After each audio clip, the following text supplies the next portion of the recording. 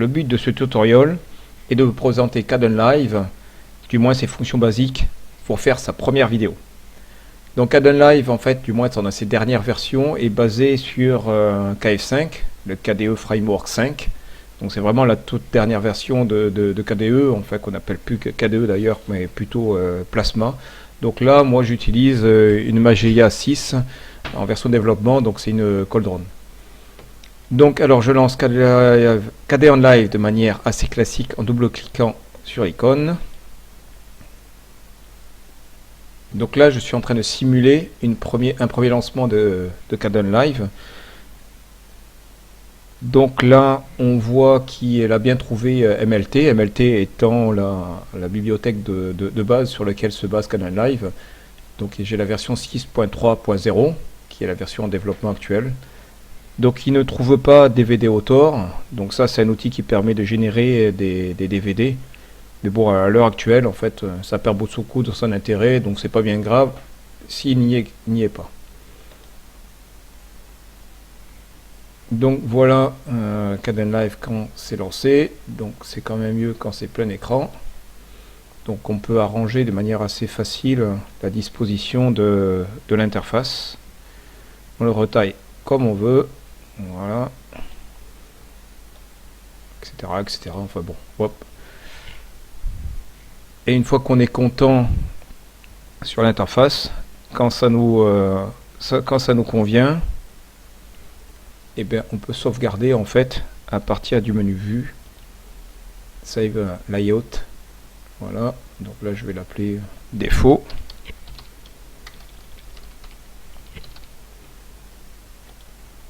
Et la prochaine fois, quand je vais lancer Kdenlive, quand je voudrais retrouver cet environnement, il suffira de faire View et Load Layout défaut. Alors, une petite présentation maintenant de l'interface. Donc ici, on va retrouver la timeline. Donc en fait, c'est le fil chronologique de la vidéo, avec par défaut 3 pistes vidéo et 2 pistes audio.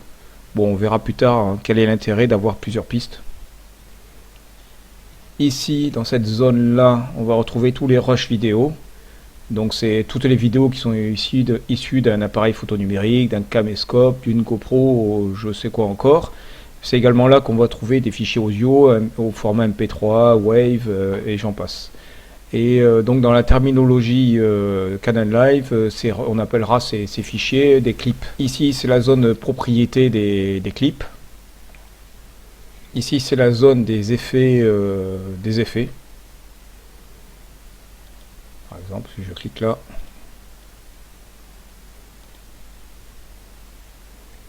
Ici c'est la zone de visualisation à la fois des clips et de la timeline.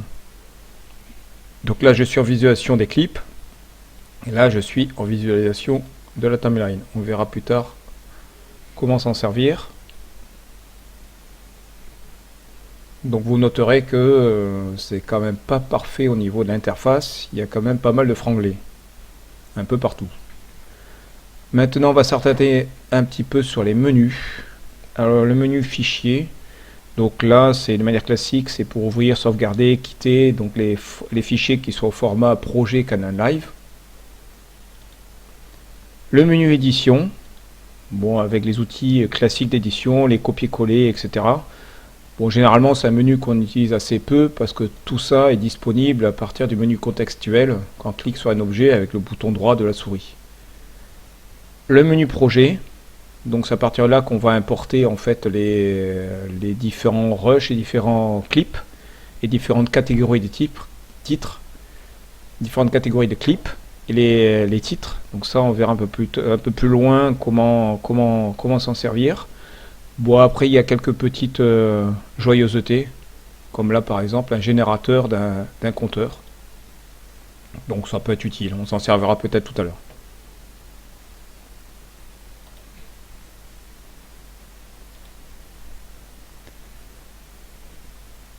Plus loin on a le menu Tool. Donc là c'est pareil, on l'utilise quasiment jamais parce que tout ça c'est accessible à partir du menu contextuel. C'est pareil pour clip, on s'en sert quasiment jamais. Menu contextuel. Timeline, Rarement. C'est pareil, c'est à partir du menu contextuel qu'on accède à tous ces outils-là. Menu monitor, pareil. Menu view, donc on a vu l'intérêt de pouvoir sauvegarder la disposition de l'interface. Donc là on voit qu'on peut faire apparaître ou disparaître certaines zones de l'interface. Par exemple si je clique là, waveform, hop, j'ai une autre zone qui apparaît. Mais là honnêtement, pour le commun on va dire des utilisateurs de Canal Live, l'affichage par défaut conviendra à la plupart des personnes. Le menu configuration, donc là on va s'attarder un peu plus dans la configuration de Canal Live. Donc là je vais balayer un petit peu toutes les icônes. Donc ça c'est vraiment les paramètres par défaut.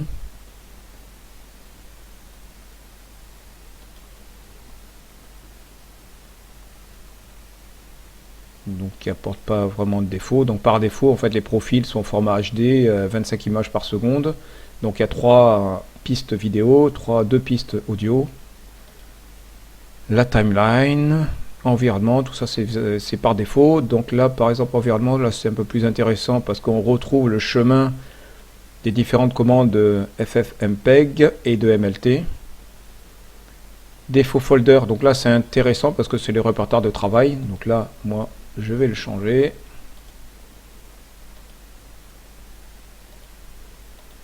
Voilà. Et les applis par défaut. Capture, donc ça, moi je m'en sers pas. C'est pour pouvoir capturer la webcam ou alors éventuellement capturer carrément l'écran. Alors Jog Shuttle, alors si vous avez la chance d'en avoir un, donc c'est une sorte de périphérique en fait spécialisé pour faire du montage vidéo notamment. Moi j'en ai pas, donc c'est pas coché.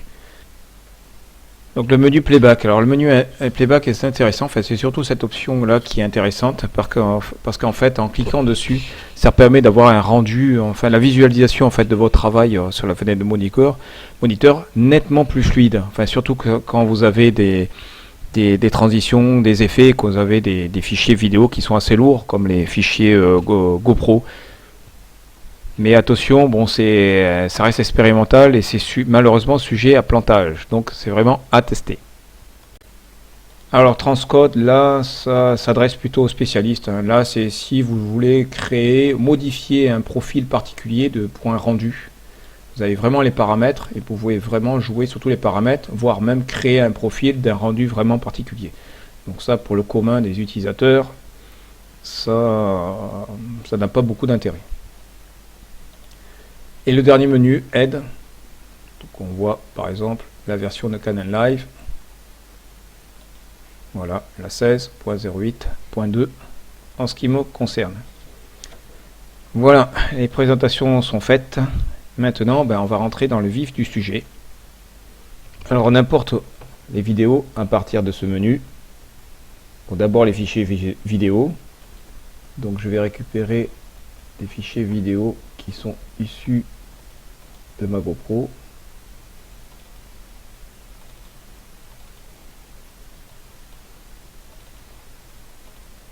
Donc on maintient la touche CTRL ou SHIFT appuyé pour pouvoir sélectionner plusieurs fichiers à la fois.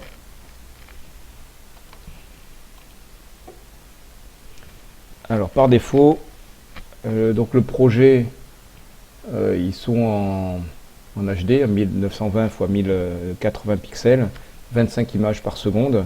Mais mes fichiers GoPro, eux, sont également en HD, mais par contre à 50 images par seconde. Donc c'est bien mieux. Donc on adoptera ce format pour le projet dans son ensemble. Donc je clique ici. Donc avec le même menu, je récupère un fichier audio.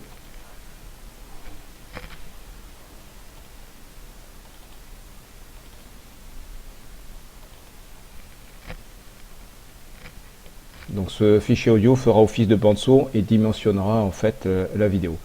Donc accessoirement ici on peut rajouter des images si bon vous semble. Donc on retrouve les clips par ici. Donc si je clique sur celui-ci par exemple, avec le menu contextuel, Clip Properties, donc je peux voir ses propriétés. Donc on peut voir tel qu'il a été enregistré par la GoPro. Par ici, on peut ajuster certains paramètres. Bon, pour une utilisation basique, c'est quand même rarement utilisé.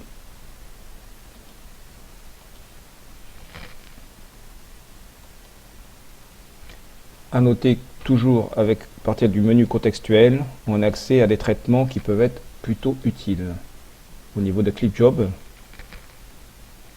donc par exemple la stabilisation de la vidéo.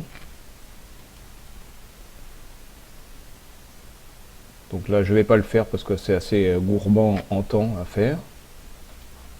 On peut accéder également à une fonction de reverse clip. Bon, c'est une sorte de rewind, un rembobinage pour inverser le déroulé temporel du clip. Maintenant on peut visualiser le clip sur le moniteur. Bon, si vous avez une bête de course, la visualisation devrait être fluide.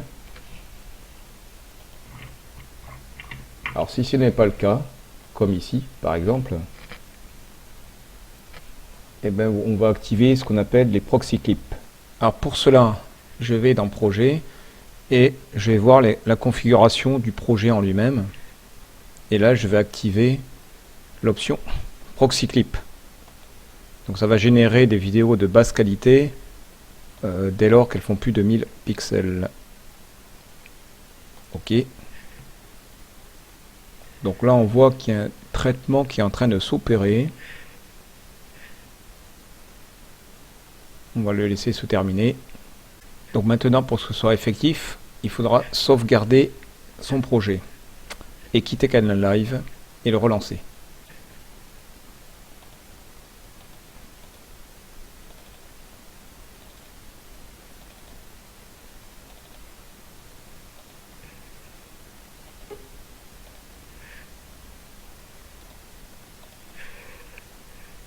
Je la quitte.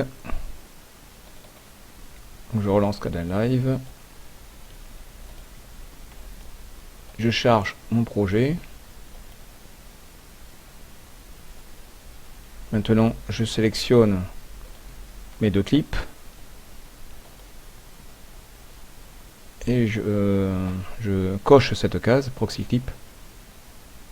Donc on voit un P qui fait son apparition. Donc là, on voit qu'on travaille avec une vidéo dégradée.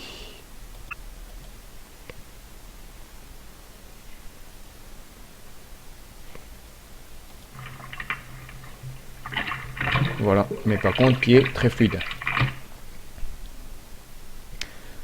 On va commencer maintenant le montage proprement dit. Donc on commence par la bande son qu'on va glisser par drag and drop sur la piste audio 1, comme ceci. C'est elle qui va délimiter la longueur de la vidéo finale. On notera qu'ici on peut jouer en fait sur le zoom, en plus ou en moins. Et si je mets ici, on adapte en fait sur la piste la plus longue. Maintenant on revient au clip vidéo. Alors le principe du montage vidéo est de sélectionner des séquences dans chacun des clips et de les assembler dans l'ordre que l'on souhaite, qui n'est pas forcément chronologique au niveau de la timeline. Alors démonstration. Donc je visualise ce clip. J'identifie une séquence qui me plaît. On va dire ici. Donc je marque le début de la séquence et je marque la fin de la séquence. Donc on voit que la séquence qui a été choisie, elle apparaît en bleu. Donc je la glisse par drag and drop dans la timeline. Voilà ma petite séquence. Donc je la mets sur la piste du haut.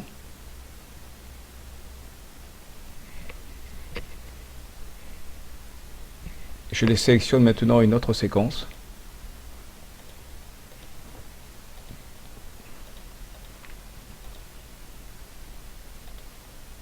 De la même manière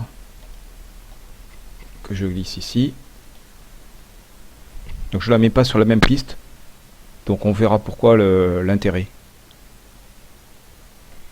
Maintenant je prends l'autre clip et je fais pareil.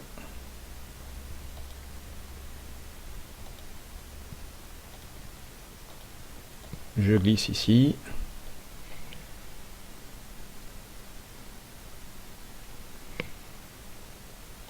Et un peu ainsi de suite.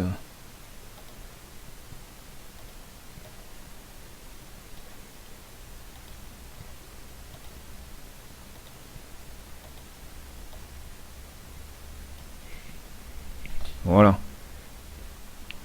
Alors dans un montage vidéo, c'est nettement cette étape qui prend le plus de temps. C'est également tout un art de trouver le bon enchaînement des séquences avec le bon rythme. Pour accrocher un lecteur, en fait, c'est jamais très bon de faire des séquences beaucoup trop longues. Au contraire, il faut faire des courtes séquences qui donnent du rythme. Bon, pour aller encore plus loin, on peut même synchroniser l'enchaînement des séquences avec la bande son. Et là, ça va prendre encore plus de temps. Bref, ce tutoriel ne fait qu'aborder cet aspect des choses qui est essentiel pour faire un bon montage vidéo.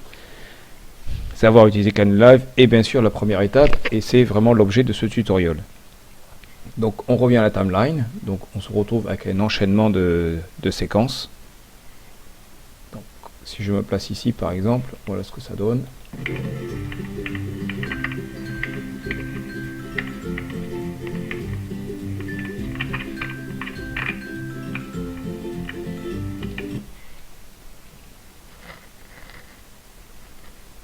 Donc là on a vu que le passage d'une séquence à une autre peut être assez brutal. Hein.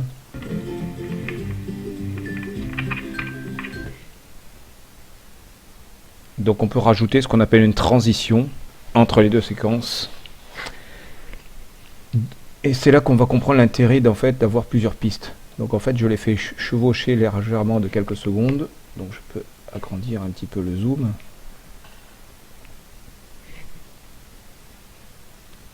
Donc je clique sur le coin juste ici. Voilà, ça m'a rajouté une transition. On l'apparaît, je clique dessus. C'est une transition dissoudre par défaut.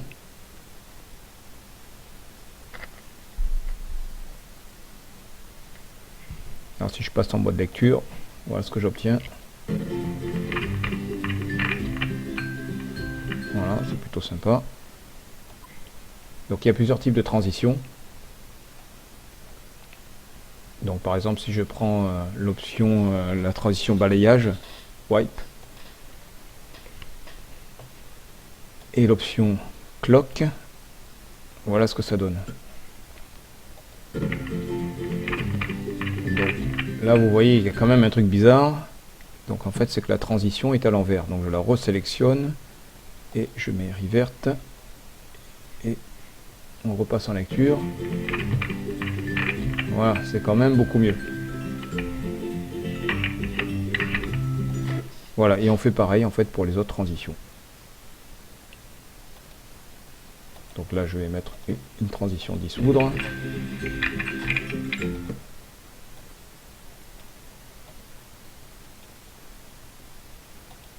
Là je vais mettre un espèce de rideau, curtain.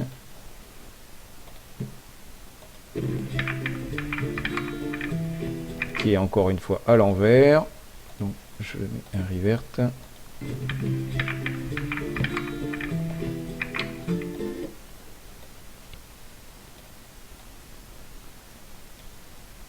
Là je vais laisser la transition dissoudre.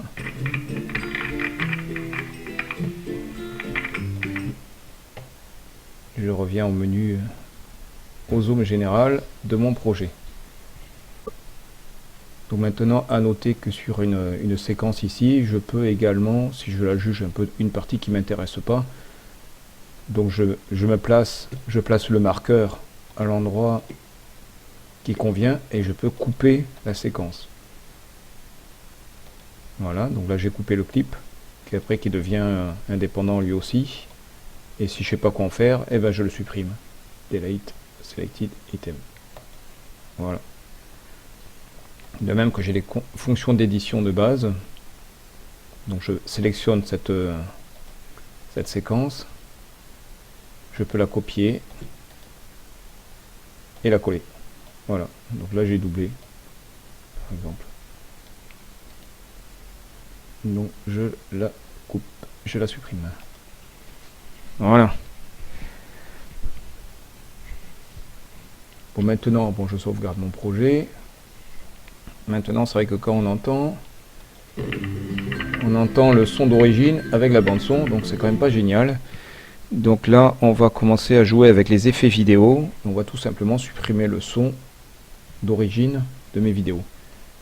Donc je les sélectionne toutes, touche CTRL appuyé, et je rajoute un effet. Donc menu contextuel, Add Effect, Audio Correction et Mute. Voilà, on voit qu'il y a un mute qui s'est affiché sur chacune de ces séquences. Il y a un mute qui s'est affiché là.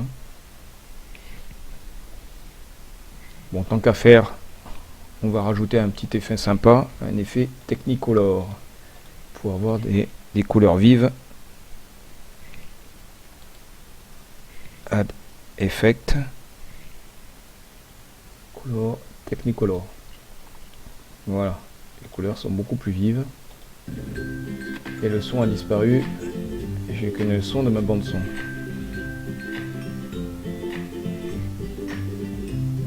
Bon, vous pouvez constater qu'il y a une masse d'effets possibles et imaginables. Donc là, vous êtes juste limité par votre imagination.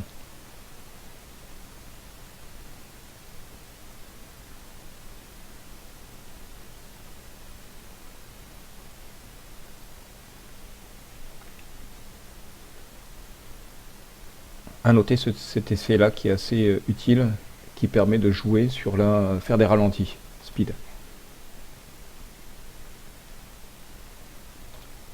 Donc maintenant, si je vais sur une séquence, je vois les effets qui ont été appliqués sur la séquence en question. Donc là, il y a un effet, il y a l'effet son coupé et l'effet Technicolor. Donc éventuellement, on peut jouer éventuellement sur certains paramètres des effets à ce niveau-là. Bon, pour finaliser notre vidéo, on va faire une petite intro et rajouter un titre. Alors, on va se servir du compteur qu'on avait auparavant. Donc, projet générateur compteur. Donc, c'est un compteur qui va durer 5 secondes. Et toutes les secondes, eh ben, on va entendre un bip. Donc, je génère mon compteur. Donc on le sauvegarde dans un fichier, comme ça on pourra le réutiliser plus tard dans un nouveau projet. Donc il se retrouve ici avec les autres clips. Et le compteur, on va le glisser au tout début de notre vidéo dans la timeline.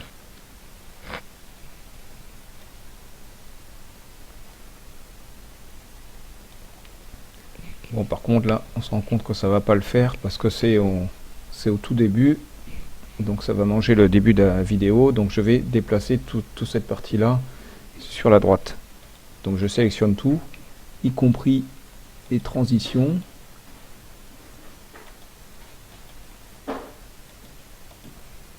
En maintenant la touche CTRL appuyée, voilà, là j'ai tout et je déplace tout ça. Voilà, ça donne ça.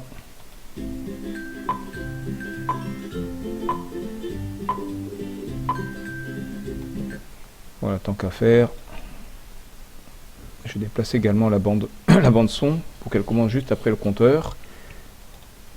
Ça donne ça. Bon, je trouve que le son démarre tout de suite, donc on va en faire en sorte qu'il soit progressif. Et donc je vais rajouter un effet Fade In. Voilà ce que ça donne.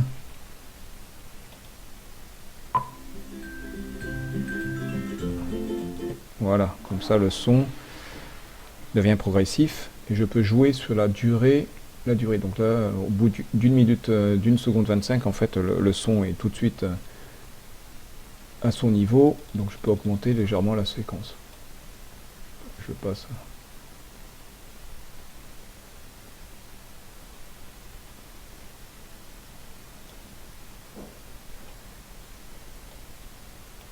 Voilà, on peut, ou on joue ici, ou en maintenant ici, je peux jouer sur le fade ici, là. Voilà. Alors ça donne ça.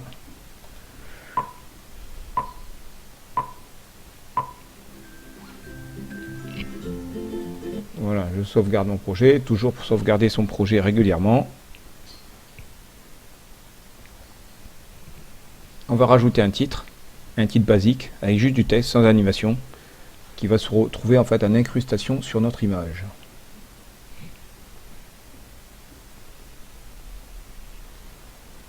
Donc le titre en fait doit toujours être au-dessus de l'image. Donc là on a un petit souci parce que le titre en fait on va le mettre à ce niveau-là. Donc je vais déplacer mon image ici. Je déplace également la transition. Je vois sa transition elle n'est pas à l'envers. Elle est à l'envers.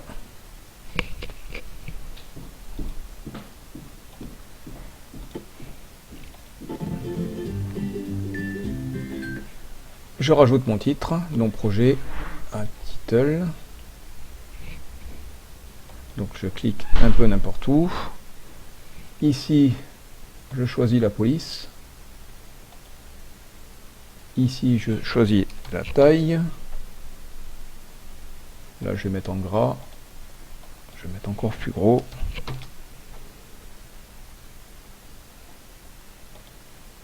Et je tape mon texte.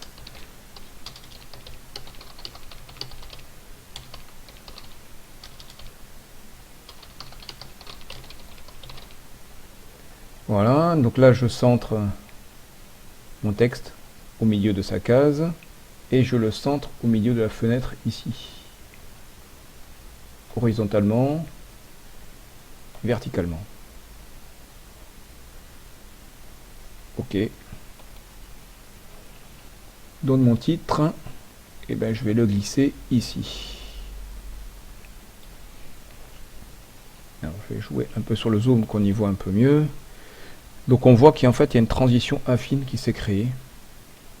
Donc on verra à quoi ça sert. Alors voilà ce que ça donne. Alors je vais déplacer mon titre du tout début. Alors voilà, ça ressemble à ça.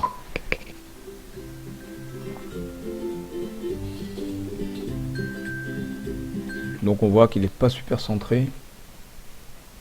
Donc je reclique dessus et je peux tout simplement le déplacer comme bon il me semble avec la souris. Voilà. Je refais un test. Bon,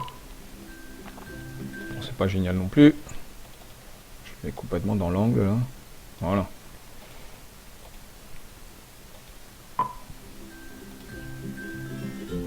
Voilà, allez, on va dire que c'est bon. Bon. Alors maintenant on va apporter un léger raffinement en utilisant les images clés qui vont permettre en fait l'apparition progressive du titre et sa disparition aussi progressive avec ça, et on va se servir de la transition affine. Donc vous voyez ici qu'il y a une espèce d'échelle de temps. Si je clique ici, on voit qu'on se déplace ici. Si je clique là, voilà, on voit que la timeline se déplace. Et là c'est pareil, quand je me déplace au niveau de la timeline en cliquant ici, voilà la position au niveau de la position affine. Alors on va se dire, si on se met ici, entre là et là, ici, on va dire, tout début de la transition, le titre sera invisible. Et progressivement, il va apparaître jusqu'à cette position-là, où là, il sera totalement visible. Alors, comment on fait ça? Donc, je resélectionne affine. Et donc, à cette position-là, je vais créer une image clé. Donc, c'est le plus. Et là, c'est à peu près pareil. À cet endroit-là, le titre sera toujours visible. Et ici, il sera totalement invisible. Voilà.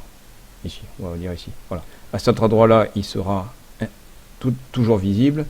Et à la fin de la transition, il sera invisible.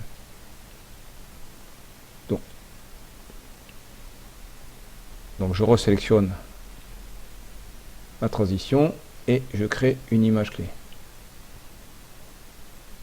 Alors je l'agrandis parce que là je vois plus rien. Voilà, je me place maintenant en fin de clip, en fin de transition. Donc là il suffit de cliquer ici. Voilà, je suis à la fin de la transition et je crée une image clé. Donc là j'ai 4 images clés. Donc je reviens au tout début. Donc avec ces outils là en fait on bascule d'image clé en image clé.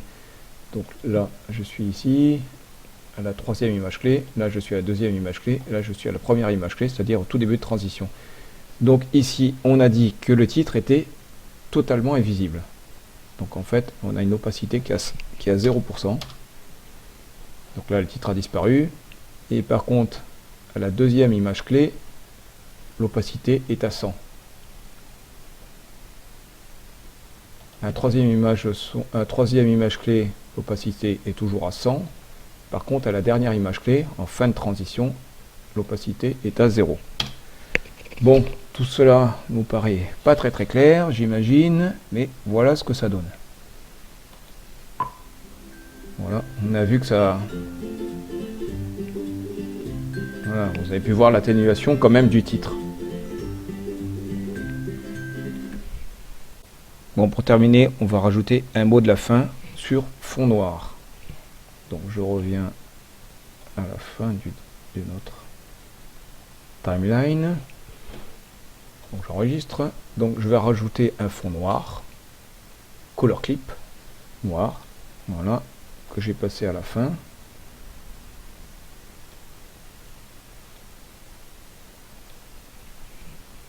Et je vais rajouter un titre.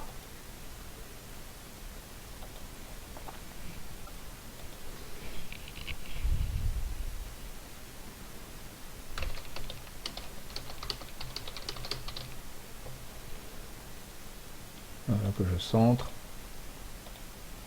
Ok. Et je le glisse ici. Voilà ce que ça va donner.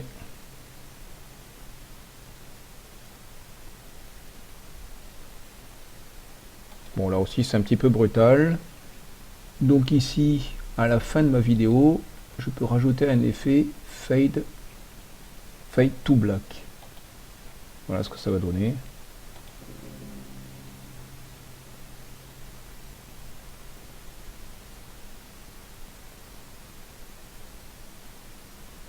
La vidéo est prête, le travail est terminé, le montage est terminé. Donc il est temps de générer la vidéo finale. Par contre, alors là attention, comme on a dégradé les images avec la fonction ProClip, il faudra faire en sorte de faire attention de générer la vidéo avec la qualité d'origine des clips. Alors pour cela, on va sélectionner les clips. Et à partir du menu contextuel, je désactive la fonction ProClip. Donc le P est disparu, a disparu. Donc là, on est vraiment revenu dans la qualité d'origine de la vidéo. Donc là, on peut passer au menu Render. Donc là, ce qui est intéressant, c'est de prendre la fonction MP4. Donc c'est la plupart du temps, c'est quand même le meilleur compromis. Donc donc ça va générer en format haute définition et qui est directement ingérable par YouTube. Donc on choisit le nom du fichier.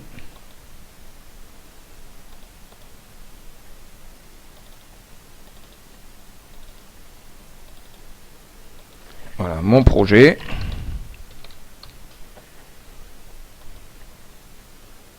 On clique sur Render. Et c'est parti. Voilà, donc suivant la puissance de votre machine, ça va prendre plus ou moins de temps. Voilà, donc ce tutoriel est terminé. Maintenant, n'hésitez pas à aller voir mes autres tutoriels vidéo sur ma chaîne YouTube.